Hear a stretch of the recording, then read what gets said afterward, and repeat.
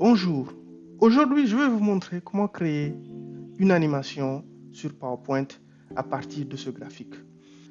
La première étape est d'abord de copier le graphique au niveau de PowerPoint. Donc on va commencer par faire une capture d'écran.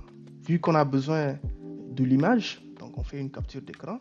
Donc vous pouvez utiliser les touches raccourcies Windows, Shift et S pour capturer l'écran. Donc si la capture d'écran est faite, vous ouvrez PowerPoint. Une fois que PowerPoint est ouvert, vous faites juste CTRL V. Une fois que c'est fait, je vais utiliser une transition Morphose. C'est une nouvelle transition qui a été intégrée par Microsoft sur Office 365. Donc j'ai copié l'image, donc je vais le laisser au niveau de la première page. Je vais juste essayer de l'agrandir un peu. Je l'agrandis. Et maintenant, je vais le copier au niveau de la seconde diapositive. Je le copie, je le colle au niveau de la seconde diapositive.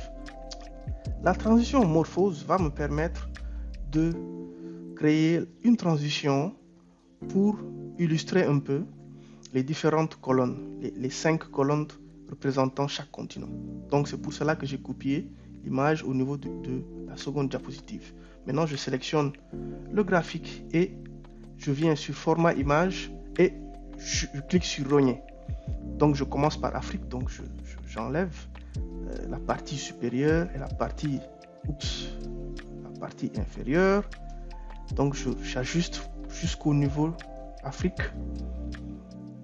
Voilà, donc une fois que c'est fait pour Afrique, je continue, je copie le graphique initial et je reviens au niveau de la troisième diapositive et je colle.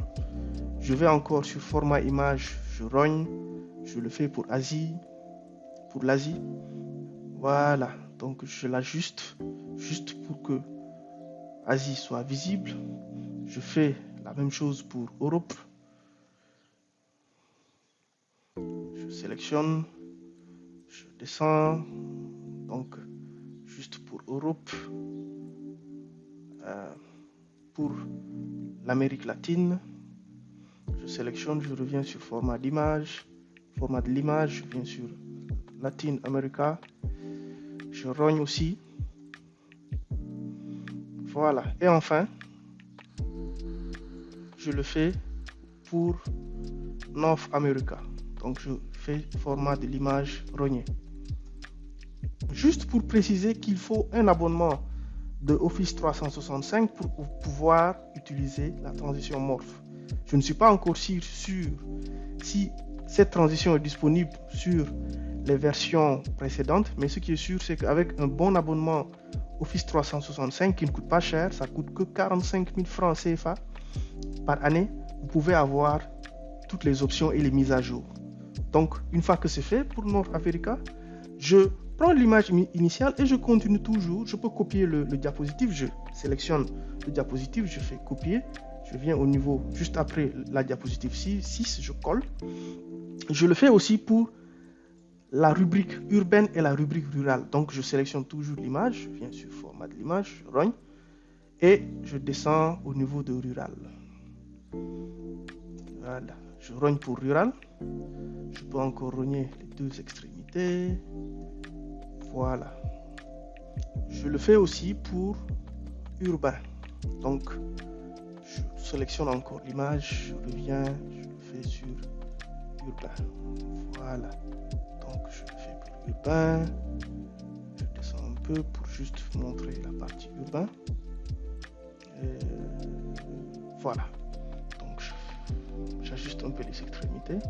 Et enfin, je recopie une dernière fois la première diapositive que je mets à la fin. Une fois que j'ai copié la dernière diapositive, qui est l'image initiale du graphique de Mackenzie, je reviens et je clique sur Morphose. Suivez bien l'animation. Donc, je vais essayer de le projeter pour vous montrer un peu l'aperçu. Donc, une fois que je le mets en plein écran, la diapositive montre l'image initiale. Puis, l'effet Morphose nous permet d'avoir un zoom sur l'Afrique, puis un zoom sur l'Asie, puis un zoom sur l'Europe, puis un autre zoom sur l'Amérique latine, puis un zoom sur l'Amérique du Nord. et aussi un zoom sur la rubrique rurale et la rubrique urbaine. Voilà, donc ça revient aussi sur l'image initiale. Voilà, c'était une astuce pour vous montrer l'importance de la transition morphose sur PowerPoint. N'hésitez pas de vous abonner et de laisser vos commentaires. Et à très bientôt pour une nouvelle vidéo.